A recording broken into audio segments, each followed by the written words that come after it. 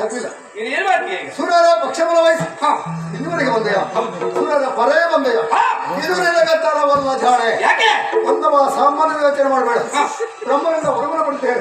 ವರ ಯಾರವರ ಬ್ರಹ್ಮನು ಬಲ್ಲ